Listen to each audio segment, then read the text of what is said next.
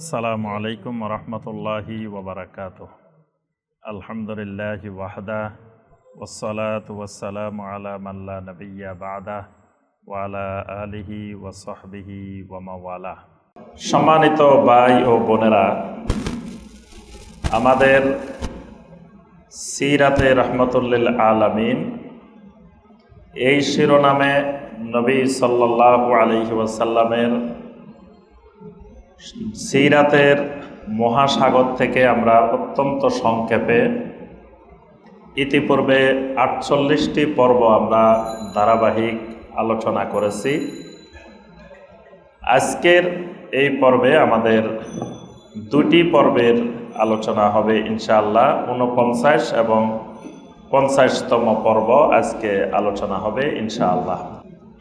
রাসূলুল্লাহ সাল্লাল্লাহু আলাইহি ওয়াসাল্লামের সিরাত জানা, সিরাত বোঝা, সিরাত মানা, সিরাতের আলোকে জীবন গড়া প্রত্যেক মানুষের জন্য ফরজে আইন।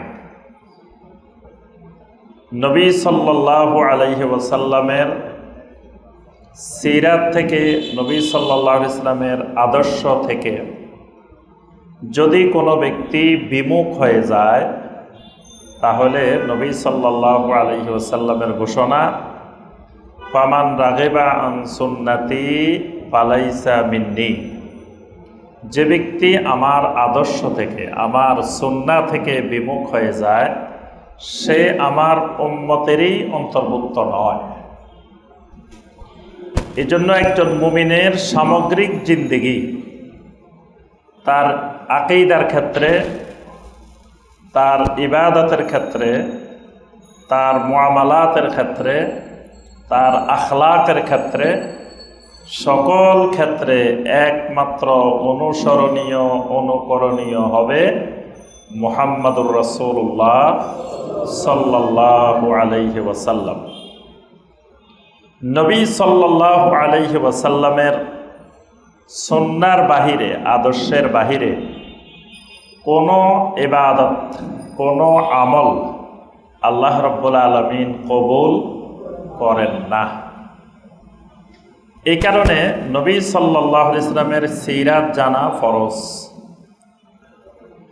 কবরে যাওয়ার পরে সর্বপ্রথম যে 3টি প্রশ্ন করা হবে, তার মধ্যে একটি গুরুত্বপূর্ণ প্রশ্ন হলো নবী সাল্লাল্লাহু আলাইহি ওয়াসাল্লামের ব্যাপারে।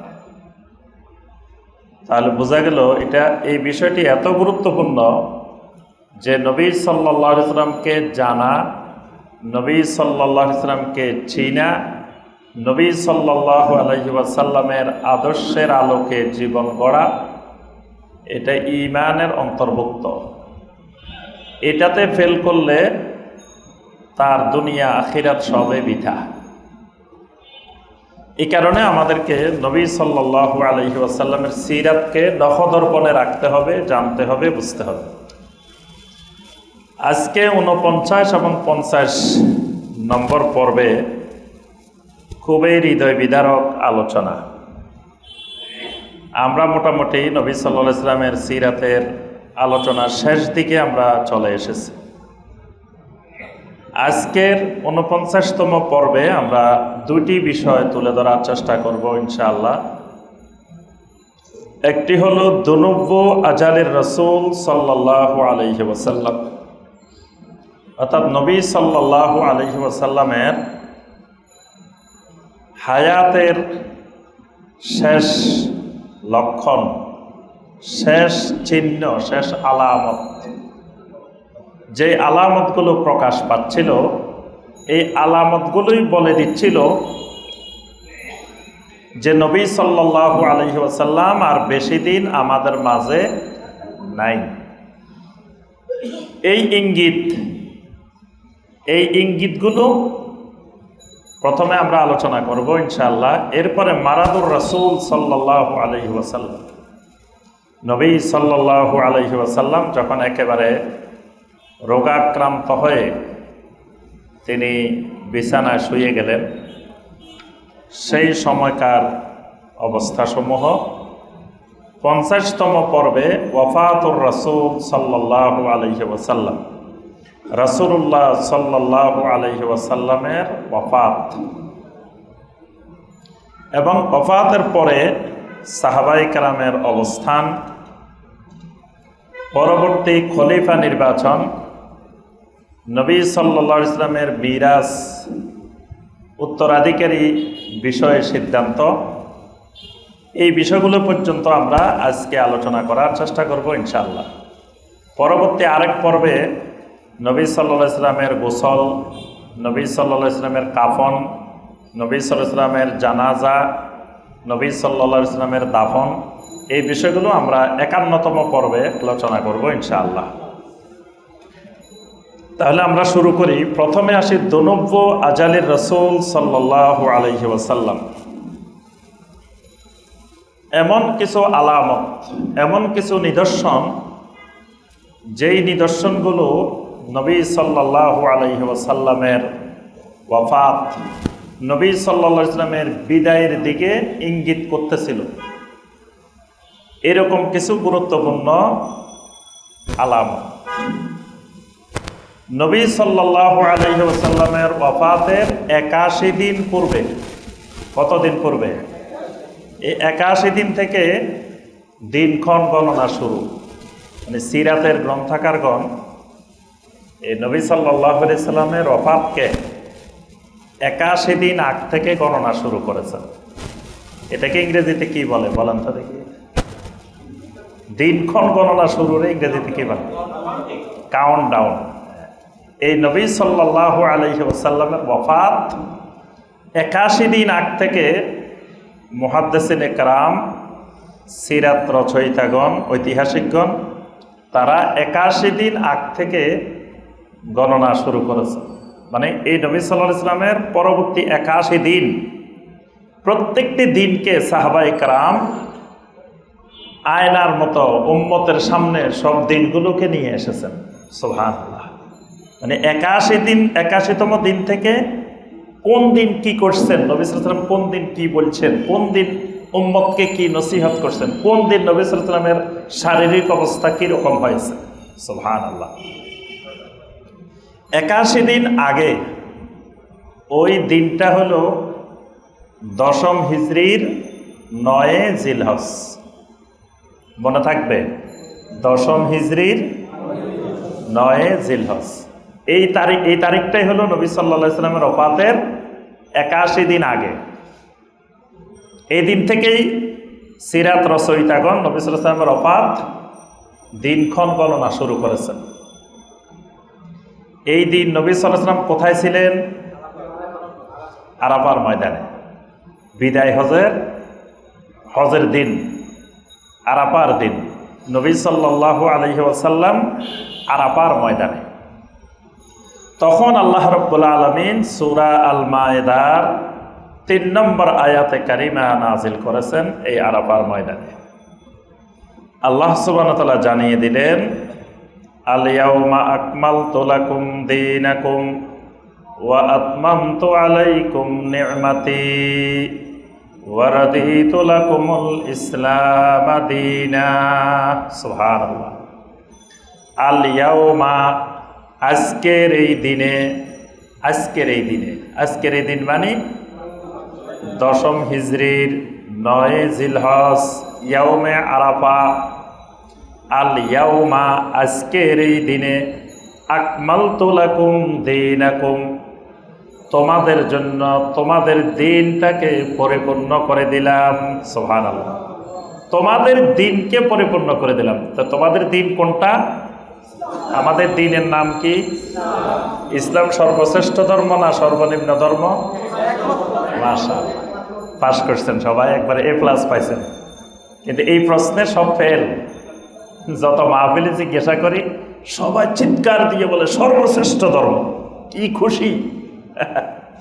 জি, তাহলে ইসলাম একমাত্র দিন, জমিনে আর কোনো দিন নাই। আল্লাহ রাব্বুল আলামিন সূরা আলে ইমরানের 19 নম্বর আয়াতে বলছেন, ইন্নাদ দীনা ইনদাল্লাহিল ইসলাম। আল্লাহ রাব্বুল আলামিনের কাছে একমাত্র গ্রহণযোগ্য মনোনীত দিন হলো ইসলাম। ইসলামের বাহিরে আর কোনো দিন আল্লাহ রাব্বুল আলামিনের কাছে গ্রহণযোগ্য না। তাহলে এই ইসলামকে, এই দিনকে আল্লাহ রাব্বুল আলামিন আজকের এই দিনে কি করে দিলেন? পরিপূর্ণ করে দিলেন। ওয়া আতমামতু আলাইকুম নি'মাতি, আমার নেয়ামতকেও তোমাদের উপরে সম্পূর্ণ করে দিলাম। সুবহানাল্লাহ। নেয়ামত কোনটা বলেন তো দেখি, নেয়ামত কোনটা? প্রথম তো আল্লাহ পাক বলেছেন আল ইয়াউমা আকমালতু লাকুম দীনাকুম, তোমাদের দিনকে তোমাদের জন্য আজকে কি করলাম? পরিপূর্ণ করলাম। দিন তো খুঁজে পাইছি, দিন হলো কি? ইসলাম। এখন এর পরে বলতেছেন আল্লাহ সুবহানাহু ওয়া তাআলা ওয়া আতমামতু আলাইকুম নি'মাতি, আমার নেয়ামতকেও তোমাদের উপরে সম্পূর্ণ করে দিলাম, ইতমাম করে দিলাম। ইতমাম বুঝেন? ইতমাম, ইতমাম বলা হয় পরিপূর্ণ করা। যেমন ধরেন আপনি এই 1 রাকাত সালাত ইমামের পিছনে পান নাই, তখন আপনার নাম হয়ে যাবে মাসবুক। আপনার নাম হবে কি? মাসবুক। 1 রাকাতও যদি না পান, মাসবুক হয়ে গেছে।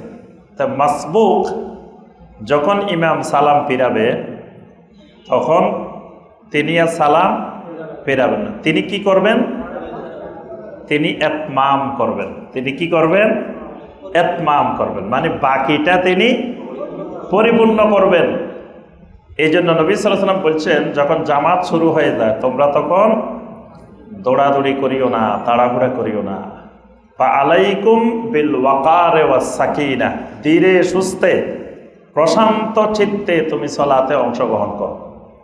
যে কয় রাকাত ইমামের সাথে পাইবা সেটা তুমি ইমামের সাথে আদায় করবে, বাকিটা বা আতিম্মু ইতমাম করবা। তাহলে ইতমাম মানে পরিপূর্ণ করা। এখন আল্লাহ বলছেন আমার নেয়ামতকে পরিপূর্ণ করে দিয়েছে। নেয়ামত কোনটা? জি জি, অনেকগুলো ব্যাখ্যা এসে গেছে। এখানে নেয়ামতটা হলো দ্বীনের হুকুম, আহকাম, বিধিবিধান, মানে যা দরকার শরীয়তের বিধিবিধান এই উম্মতের জন্য যা দরকার আল্লাহ রাব্বুল আলামিন সেটাকে ইতমাম করে দিয়েছেন, একেবারে পরিপূর্ণ করে দিয়েছেন। মানে আর কিছু এই উম্মতের জন্য বাকি রাখেন নাই। এরপর আল্লাহ বলছেন ওয়ারাদিতু লাকুমুল ইসলাম দীনা, ইসলামকে একমাত্র দিন হিসাবে তোমাদের জন্য মনোনীত করলাম। সুবহানাল্লাহ। একমাত্র ইসলামকে দিন হিসাবে তোমাদের জন্য মনোনীত করে দিলাম। এই আয়াতে কারিমা নাজিলের পরে আবু বকর সিদ্দিক রাদিয়াল্লাহু তাআলা আনহু কান্না শুরু করে দিলেন। সাহাবায়ে কেরাম বলেন, এটা তো আনন্দের আয়াত, এটাতে কান্নার কি আছে? এটা তো খুশির আয়াত। যেমন ইহুদিরা ওমর ইবনে খাত্তাব রাদিয়াল্লাহু তাআলা আনহুকে এসে বলতেছেন, ওমর, আল্লাহ তোমাদেরকে এমন এক আয়াত দিছেন, যদি আমাদেরকে রব্বুল আলামিন এরকম একটা আয়াত দিতেন, আমরা ওই আয়াত নাজিলের দিনটাকে ঈদের দিন বানাইতাম। ইহুদিরা বলতেছে, কারণ এই আয়াতে কারিমায় আল্লাহ রব্বুল আলামিন দিন পরিপূর্ণ হওয়ার ঘোষণা দিয়ে দিছেন। এটার থেকে আনন্দের যে আমাদের মধ্যে সব আছে, কারো কাছে দাম নেওয়া লাগবে না। মানে ইসলাম এমন একটা দিন, এটার ভিতরে সব আছে। তাহলে ইহুদিদের থেকে কিছু নেওয়া দরকার নাই, খ্রিস্টানের থেকে কিছু নেওয়ার দরকার নাই, হিন্দু থেকে কিছু নেওয়ার দরকার নাই, বৌদ্ধ থেকে কিছু নেওয়ার দরকার নাই, নাস্তিক থেকে কিছু নেওয়া দরকার নাই, মুশরিক থেকে কিছু নেওয়ার দরকার নাই, কারো থেকে কিছু নেওয়া লাগবে না। তাহলে এটা আনন্দের বিষয় না? যদি এমন একটা বাড়ি বানাইছেন, এই বাড়ির মধ্যে সব আছে, কারো থেকে কিছু দান নেওয়া লাগে না, চাওয়া লাগে না, এটা আনন্দের খবর না? কিন্তু আবু বকর সিদ্দিক রাদিয়াল্লাহু তাআলা আনহু খুশি না হয়ে কাঁদতেছেন। সাহাবায়ে কেরাম জিজ্ঞাসা করলেন, ওয়ামা ইউবকিকা ইয়া আবা বকর, ও আবু বকর, তোমাকে কোন জিনিস কাঁদায়? তুমি কেন কাঁদো এই আয়াত নাজিলের পরে? আবু বকর সিদ্দিক রাদিয়াল্লাহু তাআলা আনহু বলেন, এই আয়াতের ভিতরে আল্লাহ রাব্বুল আলামিন যে কথাটা বলছেন, আল ইয়াউমা আকমালতু লাকুম দীনাকুম, আল্লাহ রাব্বুল আলামিন তোমাদের জন্য তোমাদের দিনটাকে পরিপূর্ণ করে দিয়েছেন।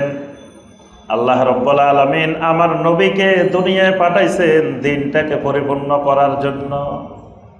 দিন পরিপূর্ণ হয়ে গেছে, আমার নবী তো আর দুনিয়াতে থাকবেন না। সুবহানাল্লাহ।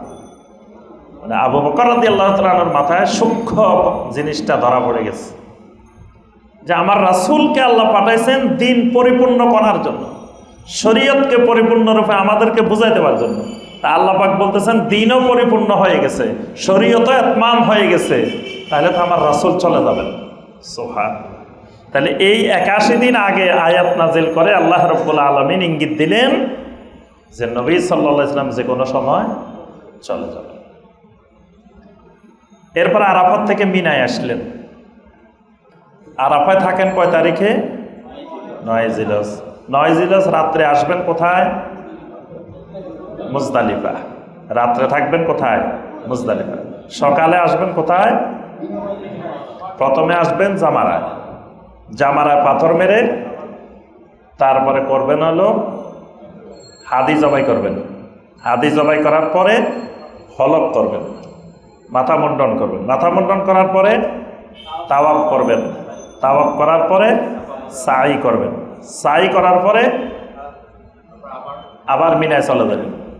মিনাতে গিয়ে 11 তারিখ, 12 তারিখ, 13 তারিখ, 13 তারিখ দুপুর পর্যন্ত মিনায় অবস্থান করবেন। এই ৩ দিন যখন নবী সাল্লাল্লাহু আলাইহি ওয়াসাল্লাম মিনায় অবস্থান করতেছিলেন, তখন ওই মিনায় আল্লাহ রাব্বুল আলামিন সূরা আন-নসর নাজিল করছেন। সুবহানাল্লাহ। সূরা আন-নসর, ইযা জাআ নাসরুল্লাহি ওয়াল ফাth ওয়া রাআইতান নাসা ইয়াদখুলুনা ফি দীনিল্লাহি আফওয়াজা ফাসাব্বিহ বিহামদি রাব্বিকা ওয়াস্তাগফির ইন্নাহু কানা তাওয়াবা।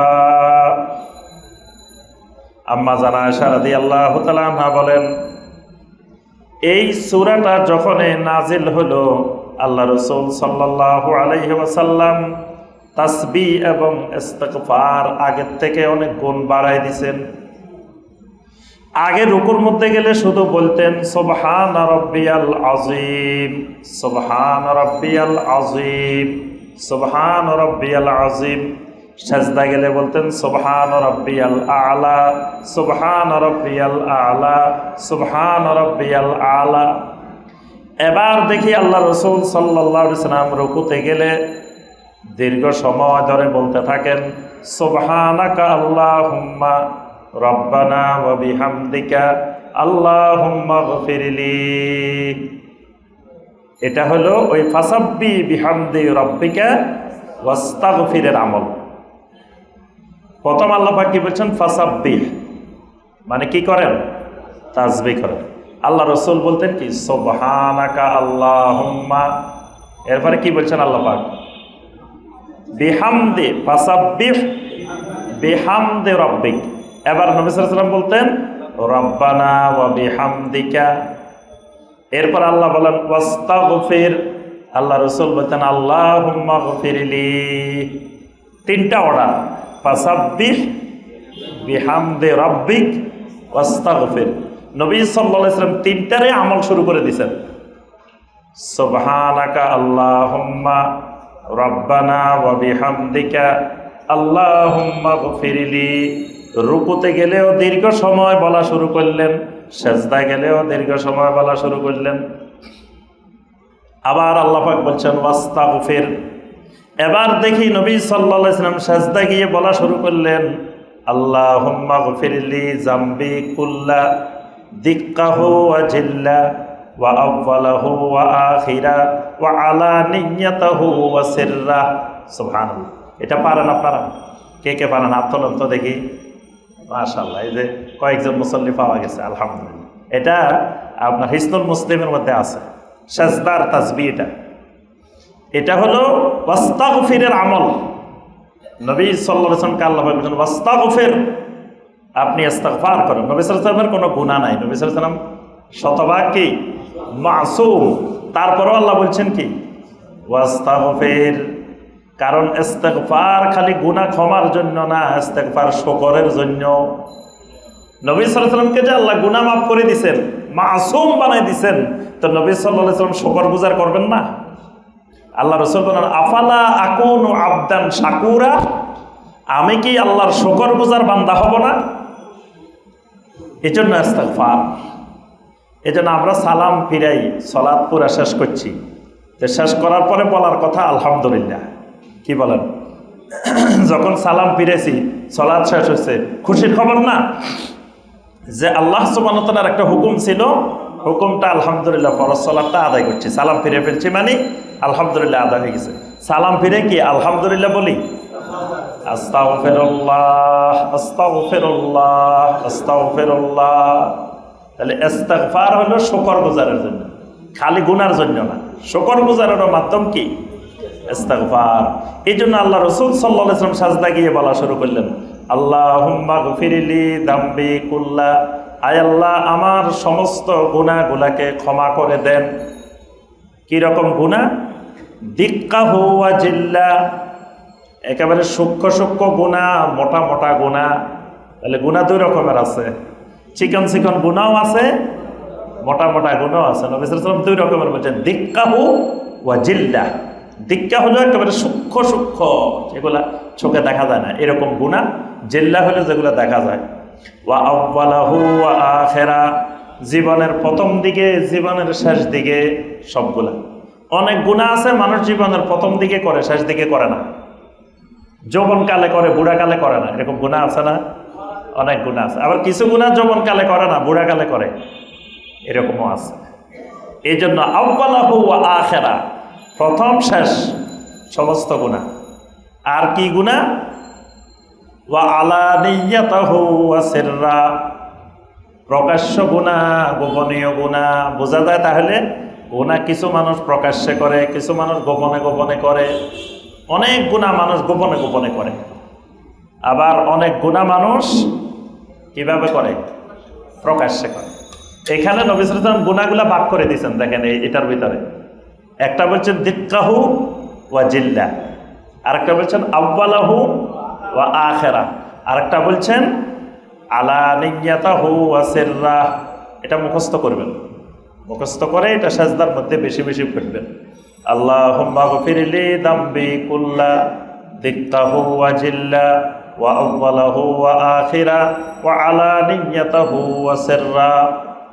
এটা নবী সাল্লাল্লাহু আলাইহি ওয়াসাল্লাম ওই ফাসাব্বিহ বিহামদি রাব্বিকা ওয়াস্তাগফিরের আমল শুরু করে দিয়েছেন। এই সূরা আন-নসর নাজিলের পরেও আবু বকর রাদিয়াল্লাহু তাআলা আবার সজোরে কান্না। কারণ কি? ওয়া রাআইতান নাসা ইয়াদখুলুনা ফি দীনিল্লাহি আফওয়াজা। তো এটা তো আফওয়াজা, দলে দলে দেখাই যাইতেছে। মক্কা বিজয়ের পরে দলে দলে লোকেরা আসতেছে। মক্কা বিজয়ের আগে মানুষ ৩,০০০ সৈন্য পাওয়া মুশকিল ছিল। মক্কা বিজয়ের সময় নবী সাল্লাল্লাহু আলাইহি ওয়াসাল্লাম ১০,০০০ সাহাবীকে নিয়ে আসছেন। মক্কা বিজয় হয়েছে কত হিজরিতে? অষ্টম। মাঝখানে শুধু নবম হিজরি গেছে। দশম হিজরিতে নবী সাল্লাল্লাহু আলাইহি ওয়াসাল্লাম বিদায় হজে আসছেন, সেখানে ১,০০,০০০ প্রায় ৩০,০০০। তো মক্কা বিজয়ে ১০,০০০, মাঝখানে এক বছরে কত হয়ে গেছে? ১,২০,০০০ বাড়ি গেছে। সুবহানাল্লাহ। বিদায় হজে আসছে কত? ১,৩০,০০০। এটাই হলো ফি দীনিল্লাহি আফওয়াজা। এখন আবু বকর রাদিয়াল্লাহু তাআলা বললেন যে আল্লাহ পাক বলে দিয়েছেন ফি দীনিল্লাহি আফওয়াজা। যখন আমরা দেখব ফাসাব্বিহ বিহামদি রাব্বিকা ওয়াস্তাগফির, এই ফাসাব্বিহ বিহামদি রাব্বিকা ওয়াস্তাগফির মানে আল্লাহ রাসূল সাল্লাল্লাহু আলাইহি ওয়াসাল্লামের মৃত্যুর সময় কাছাই গেছে। তাহলে এই সূরা আন-নসরও একটা ইঙ্গিত। মুফাসসিরিনে কেরাম বলেন সর্বশেষ সূরা হিসাবে নাজিলকৃত সূরা সূরা আন-নসর। এরপরে আর পূর্ণাঙ্গ কোনো সূরা নাজিল হয়নি। আয়াত নাজিল হয়েছে কিন্তু সূরা নাজিল হয়নি।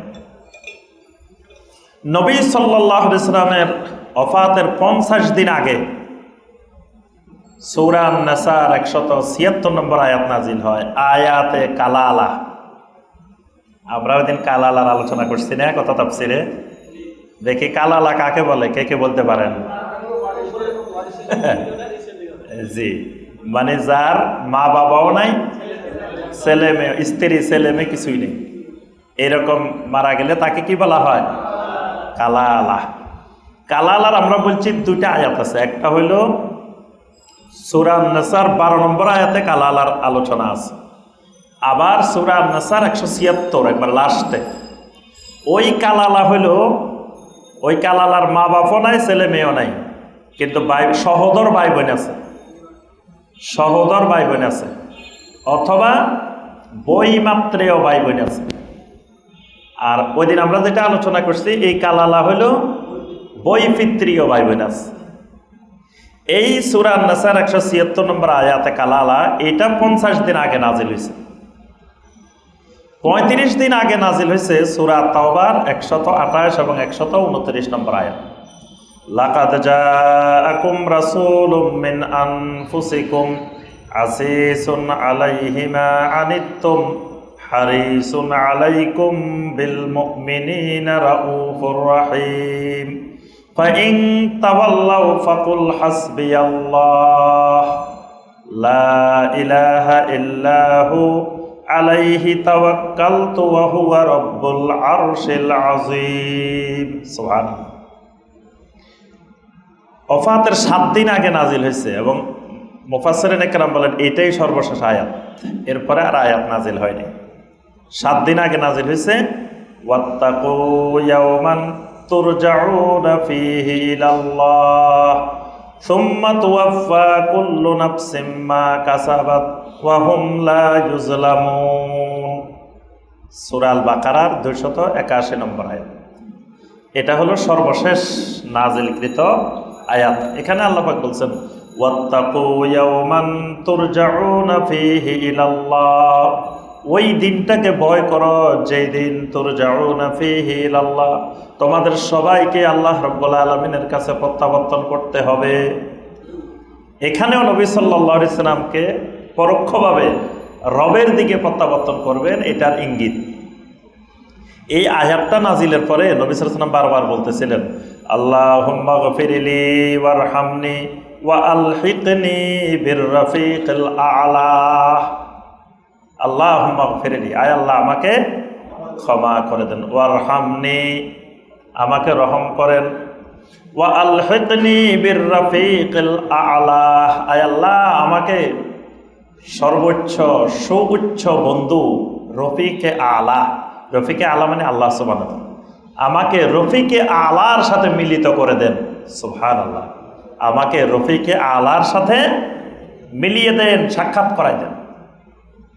এই কথাটা নবী সাল্লাল্লাহু আলাইহি ওয়াসাল্লাম এই আয়াত নাযিল করে বুঝতে পারছেন, এই জন্য বারবার এটা বলতেছেন আল্লাহুম্মা গফিরলি ওয়ারহামনি ওয়া আলহিকনি বিররাফিকিল আলা। জিবরিল আলাইহিস সালাম প্রতি রমাদানে একবার মুদারাসা করতেন। মানে এ পর্যন্ত যা আয়াত নাজিল হয়েছে, সূরা নাজিল হয়েছে, জিবরিল আলাইহিস সালাম একবার তেলাওয়াত করে শুনাইতেন। নবী সাল্লাল্লাহু আলাইহি ওয়াসাল্লাম জিবরিল আলাইহিস সালামকে একবার তেলাওয়াত করে শুনাইতেন। কিন্তু যেই বছর নবী সাল্লাল্লাহু আলাইহি ওয়াসাল্লামের ওফাত, এর আগের রমাদান 10 হিজরির 11 হিজরির রবিউল আউয়ালে নবী সাল্লাল্লাহু আলাইহি ওয়াসাল্লামের ওফাত। এর আগের যে রমজান মাসটা, এই রমজান মাসে জিবরিল আলাইহিস সালাম 2 বার শুনাইছেন, নবী সাল্লাল্লাহু আলাইহি ওয়াসাল্লাম 2 বার শুনাইছেন। সুবহানাল্লাহ। এই যে 2 বার করে শোনানো, এটার মধ্যেও নবী সাল্লাল্লাহু আলাইহি ওয়াসাল্লাম বিদায়ের প্রস্তুতি নিচ্ছেন। প্রতি বছর নবী সাল্লাল্লাহু আলাইহি ওয়াসাল্লাম ইতিকাফ করতেন 10 দিন। এজন্য হাদিসের মধ্যে আসছে ইতিকাফা রাসূলুল্লাহ সাল্লাল্লাহু আলাইহি ওয়াসাল্লাম 10 আইয়ামিন ফি কুল্লি রমাদান, প্রত্যেক রমাদানে নবী সাল্লাল্লাহু আলাইহি ওয়াসাল্লাম 10 দিন ইতিকাফ করতেন। ফালাম্মা কানাল আমুল্লাযী কুবিদা ফীহি ইতিকাফা 20 ইয়াওমা, যেই বছর নবী সাল্লাল্লাহু আলাইহি ওয়াসাল্লামকে আল্লাহ পাক নিয়ে গেলেন সেই বছর নবী সাল্লাল্লাহু আলাইহি ওয়াসাল্লাম ইতিকাফ করলেন 20 দিন। নবী সাল্লাল্লাহু আলাইহি ওয়াসাল্লাম ইবাদত বন্দেগী বাড়াই দিচ্ছে। এই বছর 20 দিন ইতিকাফ।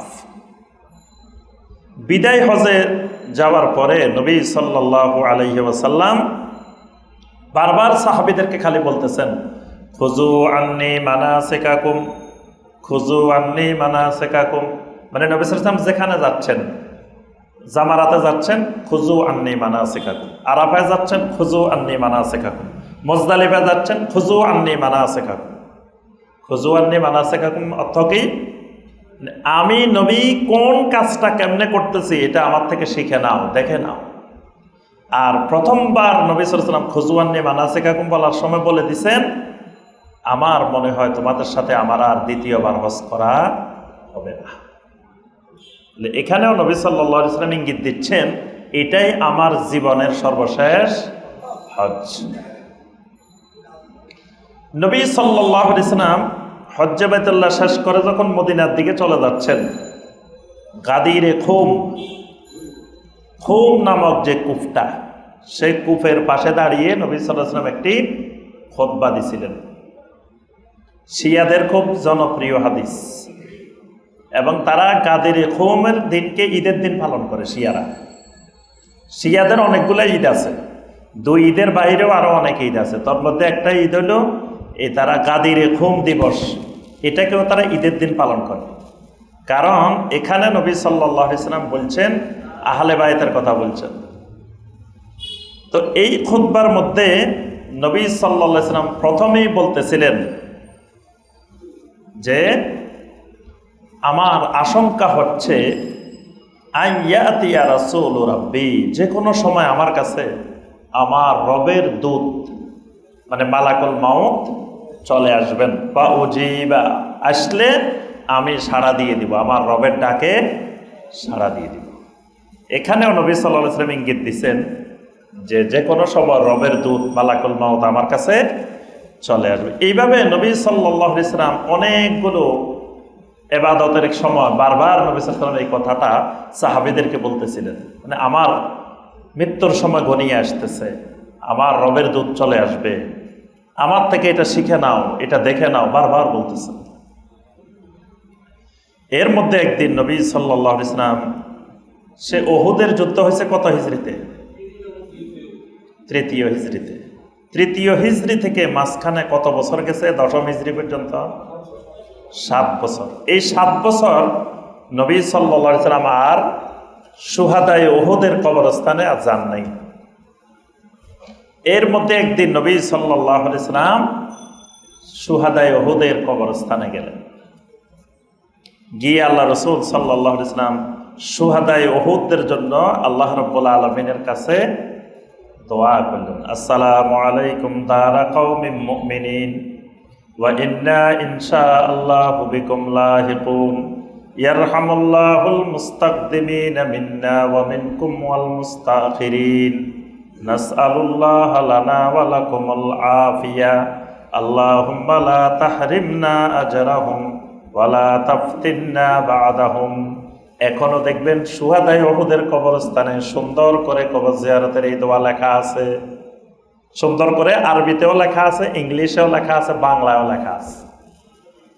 কারণ বাংলাদেশের বাংলাভাষী বিশাল জনগোষ্ঠী হজে যান, উমরায় যান, এই জন্য অনেক জায়গাতেই আরবির পাশাপাশি ইংলিশের পাশাপাশি বাংলাও আছে, অনেক জায়গায় উর্দু আছে, বিভিন্ন ভাষায় এই কবর জিয়ারতের দোয়াগুলো লেখা আছে।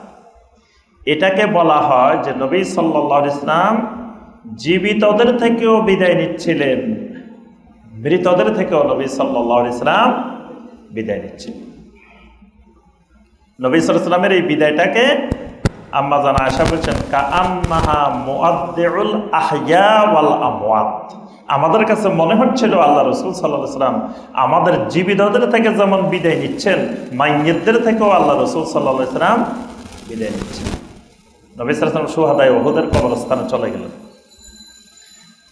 আরেকদিন নবী সাল্লাল্লাহু আলাইহি ওয়াসাল্লাম বাকিউল গারকাদ, বাকি কবরস্থানে চলে গেলেন। বাকি কবরস্থান দীর্ঘ সময় ধরে বাকি কবরস্থানের মাইয়্যিতদের জন্য নবী সাল্লাল্লাহু আলাইহি ওয়াসাল্লাম ইস্তিগফার করা শুরু করলেন। এর মাধ্যমে জীবিত এবং মৃত সবার থেকে নবী সাল্লাল্লাহু আলাইহি ওয়াসাল্লাম কি করতেছেন? বিদায় নিচ্ছেন। বিদায় নিতে নিতে 11 হিজরির সফর মাসের শেষ দিন, সফর মাসের শেষ দিন, সেই দিনটা ছিল বুধবার, সফর মাসের শেষ তারিখ। দিনটা কি বার? বুধবার। এই বুধবারে নবী সাল্লাল্লাহু আলাইহি ওয়াসাল্লাম এই বাকি কবরস্থান জিয়ারত করতে গেছেন। সফর মাসের শেষ দিন বুধবার। এটাকে আমাদের দেশে আখেরি সাহার সোমবার পালন করা হয়।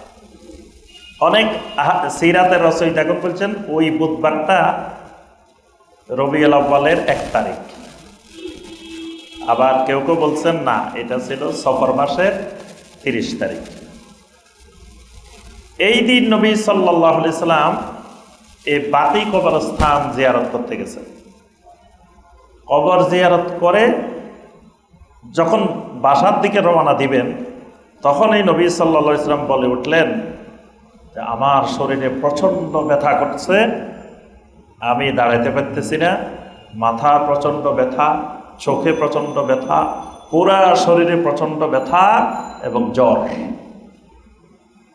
তখন নবী সাল্লাল্লাহু আলাইহি সাল্লামকে 2 জন সাহাবী কাঁধে ভর করে, নবী সাল্লাল্লাহু আলাইহি সাল্লাম 2 জন সাহাবীর কাঁধে ভর করে তখন ঘরে ফিরে আসলেন। এই দিন থেকে মোটামুটি নবী সাল্লাল্লাহু আলাইহি সাল্লামের মূল অসুস্থতা শুরু হয়। মানে আগে এইরকম অসুস্থতা নবী সাল্লাল্লাহু আলাইহি সাল্লামের আর কখনো হয় নাই। মানে একেবারে বিছানায় পড়ে গেছেন। এই বিছানায় মোট 13 দিন। মানে বুধবারে যদি হয়, নবী সাল্লাল্লাহু আলাইহি সাল্লাম ওফাত হয়েছে কি বারে? সোমবারে। তাহলে কয় দিন হয়? বুধে বুধে 8, বৃহস্পতি, শুক্র, শনি, রবি, সোম, আরো 5 দিন, মোট 13 দিন। এই 13 দিন নবী সাল্লাল্লাহু আলাইহি সাল্লাম বিছানায় শায়িত ছিলেন, পরিপূর্ণরূপে অসুস্থ ছিলেন। নবী সাল্লাল্লাহু আলাইহি ওয়াসাল্লাম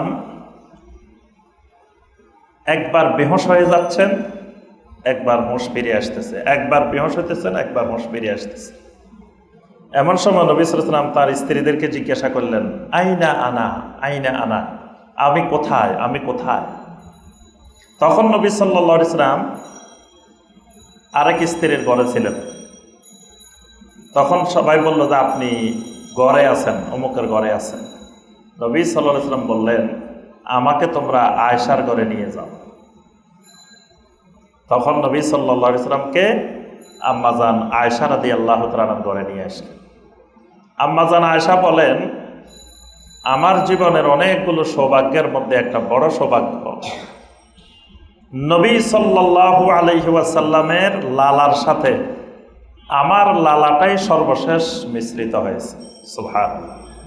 মানে নবী সাল্লাল্লাহু আলাইহি ওয়াসাল্লাম হঠাৎ হঠাৎ জাগ্রত হচ্ছেন, হুঁশ ফিরিয়ে আসতেছে। আম্মাজান আয়েশার হাতে একটা মেসওয়াক ছিল। নবী সাল্লাল্লাহু আলাইহি ওয়াসাল্লাম ওই মেসওয়াক তার দিকে তাকিয়ে আছেন। আম্মাজান আয়েশা বুঝতে পারছেন যে আল্লাহ রাসূল মেসওয়াক করতে চাচ্ছেন। তিনি নরম করে তার মুখে এটাকে নরম করে নবী সাল্লাল্লাহু আলাইহি ওয়াসাল্লামকে দিয়েছেন। এরপরে নবী সাল্লাল্লাহু আলাইহি ওয়াসাল্লাম মেসওয়াক করছেন। তাহলে আম্মাজান আয়েশার লালাটা নবী সাল্লাল্লাহু আলাইহি ওয়াসাল্লামের সর্বশেষ লালার সাথে মিশ্রিত হয়েছে। এরপরে আম্মাজান আয়েশার কোলের উপরেই, আম্মাজান আয়েশার পায়ের উপরেই নবী সাল্লাল্লাহু আলাইহি ওয়াসাল্লামের ওফাত হয়েছে। আম্মাজান আয়েশার ঘরেই নবী সাল্লাল্লাহু আলাইহি ওয়াসাল্লামের দাফন হয়েছে। এজন্য আম্মাজান আয়েশাকে মহব্বত করাও মিনাল ঈমান, ঈমানের অংশ। কিন্তু আজকের জমানার হতভাগা শিয়া সম্প্রদায় আম্মাজান আয়েশা রাদিয়াল্লাহু তাআলা আনহার সাথে শত্রুতা পোষণ করে। এটা মুনাফিকের আলামত। আম্মাজানদের সাথে শত্রুতা পোষণ করা মুনাফিকের আলামত। ঈমানদারের আলামত, নবী সাল্লাল্লাহু আলাইহি ওয়াসাল্লামের সকল স্ত্রীকে মহব্বত করবেন, তারা আমাদের মা। দ্বিতীয়ত বিশেষ করে আম্মাজান আয়েশাকে মহব্বত করা ঈমানের প্রতীক, ঈমানের অংশ। আচ্ছা, এরপরে আল্লাহ রসুল সাল্লাল্লাহু আলাইহি ওয়াসাল্লাম এই 13 দিন বিছানায় ছিলেন অসুস্থ, কিন্তু নবী সাল্লাল্লাহু আলাইহি ওয়াসাল্লাম সালাত মসজিদে জামাত বাদ দেন নাই। এই অসুস্থ অবস্থার মধ্যেও নবী সাল্লাল্লাহু আলাইহি ওয়াসাল্লাম বা জামাত মসজিদে এসে সালাত আদায় করেছেন। সর্বশেষ নবী সাল্লাল্লাহু আলাইহি ওয়াসাল্লামের সালাত আদায় বন্ধ হয়েছে মাত্র 3 দিন আগে,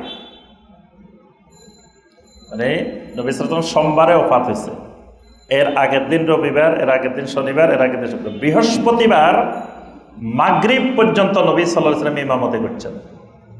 বৃহস্পতিবার মাগরিবের সালাত পর্যন্ত নবী সাল্লাল্লাহু আলাইহি ওয়াসাল্লাম ইমামতি করছেন। বৃহস্পতিবার এশা থেকে শুরু করে সোমবার ফজর পর্যন্ত 17 ওয়াক্তের ইমাম আবু বকর as-সিদ্দিক রাদিয়াল্লাহু তাআলা। এজন্য আবু বকরের সৌভাগ্য যে রাসূলের জীবিত অবস্থায় তিনি 17 ওয়াক্তের ইমাম হয়েছেন। নবী সাল্লাল্লাহু আলাইহি ওয়াসাল্লামের জীবদ্দশায় 17 ওয়াক্তের ইমামতি করছেন কে? আবু বকর as-সিদ্দিক রাদিয়াল্লাহু তাআলা। নবী সাল্লাল্লাহু আলাইহি ওয়াসাল্লামের জীবদ্দশায় মানে মসজিদের নববীতে আর কেউ ইমামতের সুযোগ পান। এই প্রথম নবী সাল্লাল্লাহু আলাইহি ওয়াসাল্লামের অনুমতি ক্রমে আল্লাহ রাসূল সাল্লাল্লাহু আলাইহি ওয়াসাল্লাম আম্মাজান আয়েশাকে বলছেন, মুরু আবা বকর লিউসাল্লিন নাস, আবু বকরকে বলো মানুষের ইমামতি করার জন্য।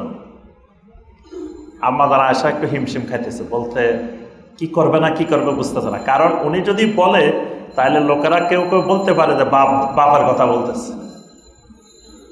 তিনি বলেন না, তিনি চুপ করে বসে রয়েছেন, মানে চিন্তা করতেছেন কি করবেন। তখন আল্লাহ রাসূল সাল্লাল্লাহু আলাইহি ওয়াসাল্লাম আম্মাজান আয়েশাকে ধমক দিলেন, তোমাদেরকে দেখতেছি তোমরা কাআন্নাকুম সাওয়াহিবা ইউসুফ, তোমরা দেখি ইউসুফের যুগের ওই নারীদের মতো হয়েছে। আমি নবী নির্দেশ দিচ্ছি, তোমরা গিয়ে বলো আবু বকর ইমামতি করবে। সুবহানাল্লাহ। এর মাধ্যমে নবী সাল্লাল্লাহু আলাইহি ওয়াসাল্লাম ইঙ্গিত দিচ্ছেন আল্লাহ রাসূলের পরে খলিফা হবেন কে? ইমামতের দায়িত্ব আবু বকর as-সিদ্দিক রাদিয়াল্লাহু তাআলা। এই ইঙ্গিত নবী সাল্লাল্লাহু আলাইহি ওয়াসাল্লাম দিয়ে গেছেন। এবং নবী সাল্লাল্লাহু আলাইহি ওয়াসাল্লামের ওফাতের দিন সোমবার দিন সকালে ফজরের জামাত হচ্ছিল, আবু বকর রাদিয়াল্লাহু তাআলা জামাতে ইমামতি করতেছেন। তিনি যখন জামাতে দাঁড়াইতেন আরো রাসূলের জায়গায় দাঁড়াইছেন, কানতে কানতে আবু বকর রাদিয়াল্লাহু তাআলার বুক বেসে যেত যখন সালাতে দাঁড়াইতেন। তিনি কান্নায় তেলাওয়াত করতে পারতেন না আবু বকর রাদিয়াল্লাহু তাআলা। আল্লাহ রাসূল সাল্লাল্লাহু আলাইহি ওয়াসাল্লাম আম্মাজান আয়েশাকে বললেন, দরজার পর্দাটা একটু ফাঁক করে দাও,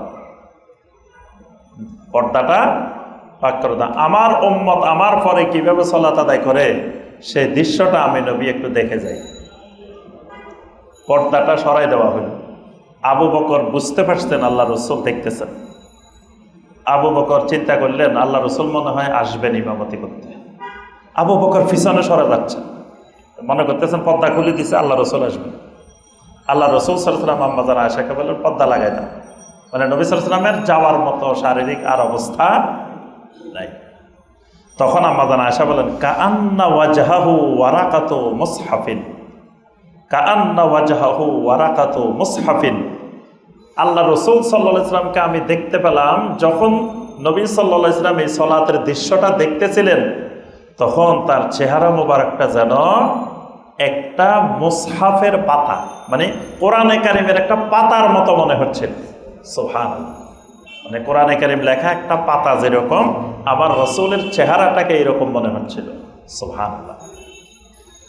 আল্লাহ রাসূল সাল্লাল্লাহু আলাইহি ওয়াসাল্লাম এই অসুস্থ অবস্থায় বারবার বলতেন, আল্লাহুম্মা গফিরলি ওয়ারহামনি ওয়া আলহিকনি বির রাফিকিল আ'লা। এই দোয়াটা বেশি বেশি করতেন, আল্লাহুম্মা গফিরলি ওয়ারহামনি ওয়া আলহিকনি বির রাফিকিল আ'লা।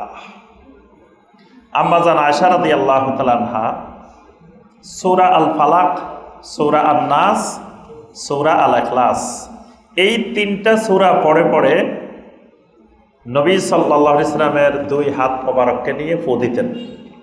ফু দিয়ে নবী সাল্লাল্লাহু আলাইহি ওয়াসাল্লামের পুরা শরীর মোবারককে মাথা থেকে শুরু করে পা পর্যন্ত নবী সাল্লাল্লাহু আলাইহি ওয়াসাল্লামের হাত মোবারক দিয়ে মুছে দিতেন। আম্মাজান আয়েশা বলেন, আমি আমার হাত দিয়ে একবারও মুছি নাই, আমার রাসূলের হাত যখন ভারী হয়ে গেছে আমি হাতগুলো ধরে ধরে মুছতাম, কারণ লিবারাকাতে ইয়াদিহিমা, কারণ আমার রাসূলের হাতের মধ্যে বরকত আছে।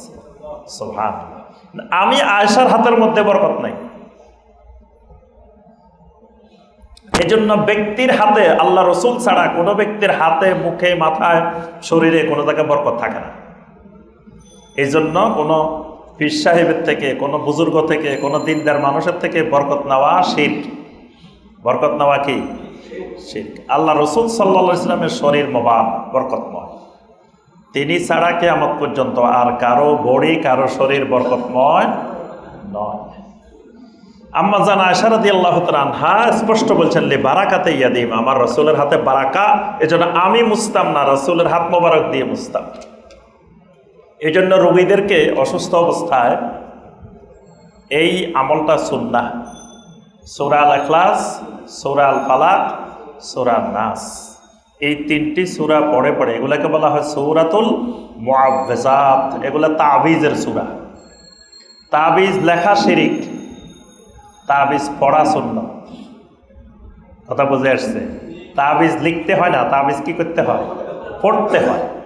তাবিজ লিখলে শিরিক হয়, তাবিজ ঝুলাইলে শিরিক হয়, কিন্তু পড়াটা সুন্নাহ।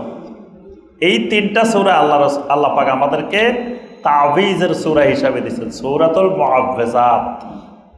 নবী সাল্লাল্লাহু আলাইহি ওয়াসাল্লাম নাম দিয়েছেন সূরাতুল মুআওযিজাত, সূরা আল ইখলাস, সূরা আল ফালাক, সূরা আন নাস। এটা নবী সাল্লাল্লাহু আলাইহি ওয়াসাল্লামের ওফাত পর্যন্ত এই আমল আম্মা জান আয়েশা করে গেছেন। সুবহানাল্লাহ। নবী সাল্লাল্লাহু আলাইহি ওয়াসাল্লামের এই বিছানা শোয়া অবস্থায় ওসমান ইবনে আফফান রাদিয়াল্লাহু তাআলা আনহু হাঁটাহাঁটি করতেছেন। আল্লাহ রাসূল সাল্লাল্লাহু আলাইহি ওয়াসাল্লাম ইশারা করলেন, ওসমান এদিকে আসছেন। ওসমান আসার পরে আল্লাহ রাসূল সাল্লাল্লাহু আলাইহি ওয়াসাল্লাম বলেন, ইন্নাল্লাহা ইউলবিসুকা লিবাসান। ওসমান, আল্লাহ রাব্বুল আলামিন তোমাকে একটা কামিজ পরাইবেন। ফাইদা আরাদাল মুনাফিকুন আইয়াখলাআকা ফালা তাখলাহু হাত্তা ইয়ালকানি। এই ওসমান, মুনাফিকরা চাইবে তোমার এই কামিজটা খুলে ফেলতে, তুমি কখনো কামিজটা খুলিও না যতক্ষণ পর্যন্ত না আমার সাথে সাক্ষাৎ হয়।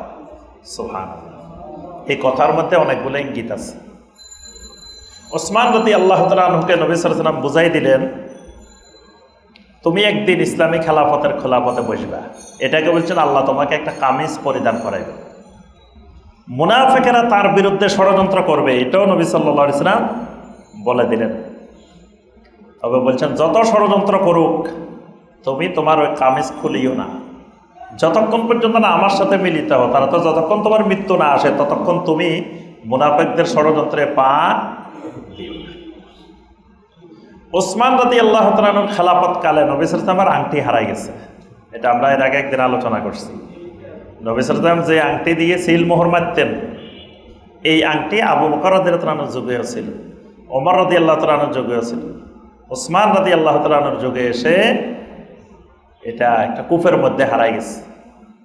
পরে এই কূপের অনেক খোঁজাখুঁজি হয়েছে, পরে এই কূপের সকল পানি তুলে ফেলা হয়েছে, তারপরেও নবী সাল্লাল্লাহু আলাইহি ওয়াসাল্লামের এই আংটি পাওয়া যায়নি। সুলাইমান আলাইহিস সালামের আংটি হারানোর পরে যেমন তার রাজত্ব হারাই গেছে, নবী সাল্লাল্লাহু আলাইহি ওয়াসাল্লামের এই আংটি হারানোর পরে খেলাফতের ভিতরে অসংখ্য চতুর্মুখী ফিতনা গ্রাস করে ফেলছে। কঠিন এক অবস্থা। ওসমান রাদিয়াল্লাহু তাআলা আনহুর আংটি থাকা পর্যন্ত যেরকম পরিস্থিতি ছিল, আংটির পরে পরিস্থিতিটা কঠিন হয়ে গেছে। এটা আল্লাহ পাক নিয়ে গেছেন, ওই আংটি আর পাওয়া যায় না। তো ওসমান রাদিয়াল্লাহু তাআলা আনহুকে নবী সাল্লাল্লাহু আলাইহি ওয়াসাল্লাম কিছু ওসিয়ত করছেন এই অসুস্থ অবস্থা। এবার আসেন 5 দিন আগে, কাবলাল ওয়াফাত লিখামসাতে আইয়াম। 5 দিন আগে হলে কি বার হয় বলেন দেখি? সোমবারে ওফাত, যে বুধবার দিন নবী সাল্লাল্লাহু আলাইহি ওয়াসাল্লামের শরীরটা একটু ভালো লাগতেছিল। নবী সাল্লাল্লাহু আলাইহি ওয়াসাল্লামের শরীর এই দিন একটু ভালো মনে হচ্ছে। আল্লাহ রাসূল সাল্লাল্লাহু আলাইহি ওয়াসাল্লাম বললেন, আমাকে একটু গোসল করায় দাও। নবী সাল্লাল্লাহু আলাইহি ওয়াসাল্লামকে গোসল করায় দেওয়া। গোসল করানোর পরে নবী সাল্লাল্লাহু আলাইহি ওয়াসাল্লাম নিজে নিজে সালাত আদায় করছেন। সালাত আদায় করার পরে না, নবী সাল্লাল্লাহু আলাইহি ওয়াসাল্লাম নিজে নিজে না, এই বুধবারেও নবী সাল্লাল্লাহু আলাইহি ওয়াসাল্লাম জামাতে ইমামতি করছেন, বুধবারেও নবী সাল্লাল্লাহু আলাইহি ওয়াসাল্লাম আসছেন, বৃহস্পতিবার মাগরিব পর্যন্ত আসছেন। এখন বুধবার দিন নবী সাল্লাল্লাহু আলাইহি ওয়াসাল্লাম একটি খুতবা দিয়েছেন। ওই খুতবার মধ্যে নবী সাল্লাল্লাহু আলাইহি ওয়াসাল্লাম বলছেন, লাআনাল্লাহুল ইয়াহুদা ওয়ান নাসারা ইত্তাখাযু কুবুর আমবিয়াইহিম মাসজিদা। ইহুদি নাসারাদের উপরে আল্লাহ লানত বর্ষিত হোক, তারা তাদের নবীদের কবরগুলোকে মসজিদ হিসাবে গ্রহণ করেছে। ইহুদি নাসারারা তাদের নবীদের কবরগুলোকে মসজিদ বানায় ফেলছে। এই ইহুদি নাসারাদের পদ্ধতি এখনো বাংলাদেশেও আছে।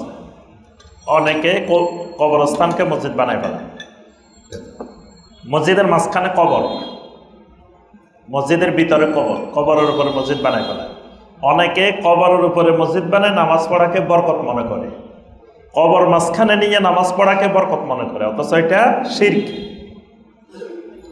যেখানে আগে কবরস্থান সেখানে মসজিদ বানানো যাবে না।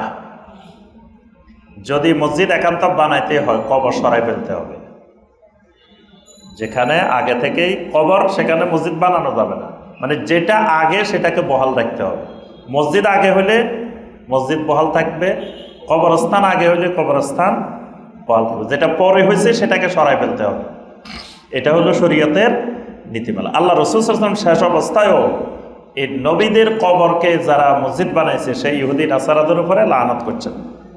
এরপরে নবী সাল্লাল্লাহু আলাইহি ওয়াসাল্লাম নিজের জন্য দোয়া করা শুরু করছেন, আল্লাহুম্মা লা তাজআল কবরি ওয়াসানান ইউবাদ। আয় আল্লাহ, আমার কবরটাকে আপনি কোনোদিন মূর্তি বানাবেন না, যাতে আমার কবর নিয়ে তারা ইবাদত করে, এরকম অবস্থা আপনি কখনো বানাবেন না। সুবহানাল্লাহ। দেখেন আল্লাহ পাক এই দোয়া কবুল করার কারণে আল্লাহ পাক এখানে এমন শাসকদেরকে রাখছে যেখানে কোনো কবর পূজা করা, কবরের ইবাদত করার কোনো সুযোগ নেই। এবং তারা মক্কা মুকাররমায় যত বেয়াদবি করেন, যত পাগলামি করেন, কঠোর না, মদিনাতে সবচেয়ে কঠোর।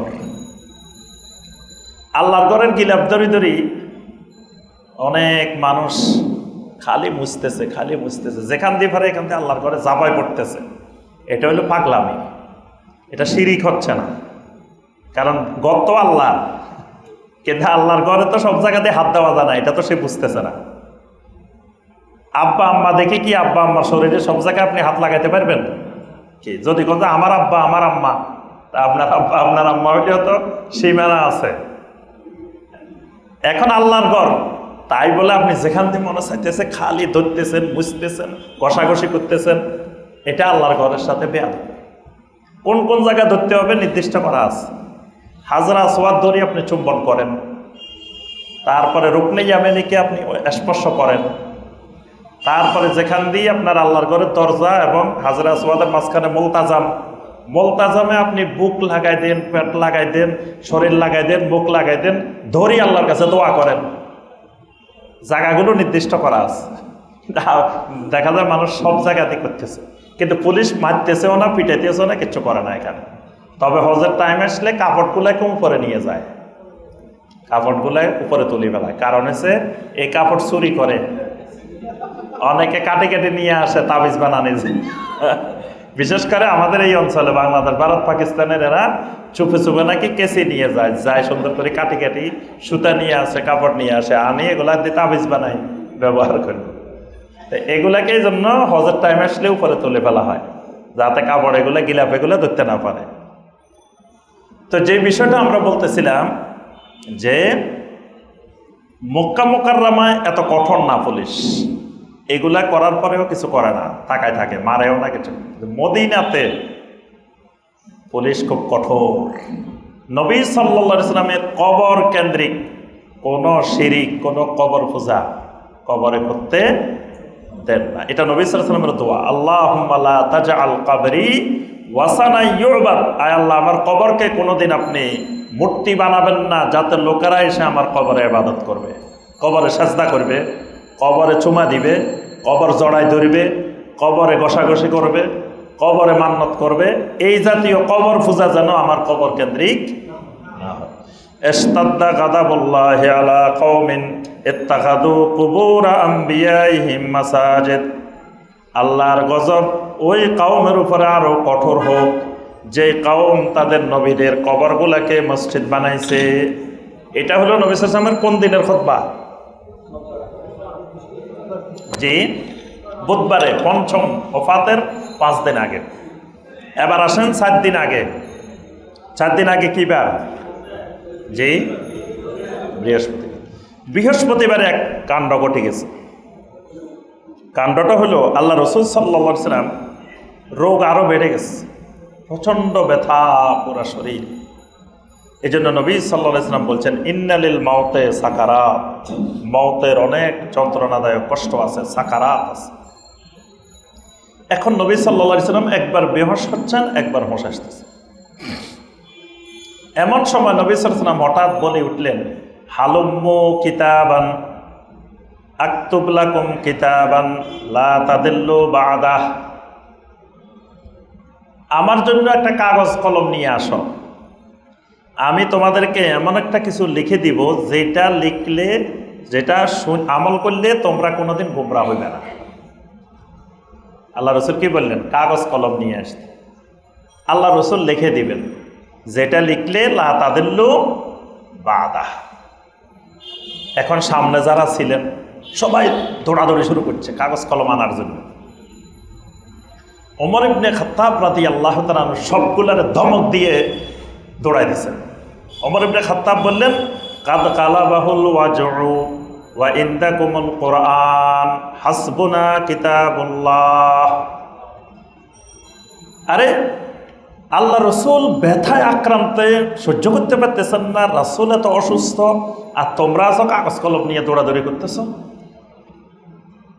ওয়া ইনদাকুমুল কুরআন, তোমাদের কাছে আল্লাহর কোরআন আছে, হাসবুনা কিতাবুল্লাহ, রাসূল আমাদেরকে কোরআন দিয়ে গেছেন, কোরআনে সব লেখা আছে, কোরআন ধরলে কোনোদিন লা তাদিল্লু বা'দা, গোমরা হইবে না। তো তোমরা এখন আল্লাহ রসুল বলছেন কাগজ কলম আনতে, আর কাগজ কলম দিয়ে রাসূলকে কষ্ট দেওয়ার জন্য দৌড় দিছ। এখানে শিয়াদের, মুনাফিকদের বিশাল এক ষড়যন্ত্র এই জায়গায়। এখন দেখা গেছে তর্কাতর্কি শুরু হয়ে গেছে আল্লাহ রসুলের সামনে। এই কই মিয়া আল্লাহ রসুল কইছে কাগজ আনতে, আমি আনবো। এই কই মিয়া আল্লাহ রসুল কই কিতাব আছে, দেওয়া লাগবে না, আল্লাহ রসুলের কষ্ট দিও না, এগুলো নিয়ে চিল্লাচিল্লি শুরু হয়ে গেছে। তখন আল্লাহ রসুল আমি অসুস্থ অবস্থা বলেন, কুমু আন্নী, সবাই এখান থেকে বের হয়ে যাও। এখানে আমি অসুস্থ, আমার সামনে সবাই আসি চিল্লাচিল্লি শুরু করছে। নবী সাল্লাল্লাহু আলাইহি ওয়াসাল্লাম সবাইকে বের করে দিয়েছে। এখানে শিয়াদের মনে, ওই জায়গায় উপস্থিত কিছু মানুষের মনে এক সন্দেহের দানা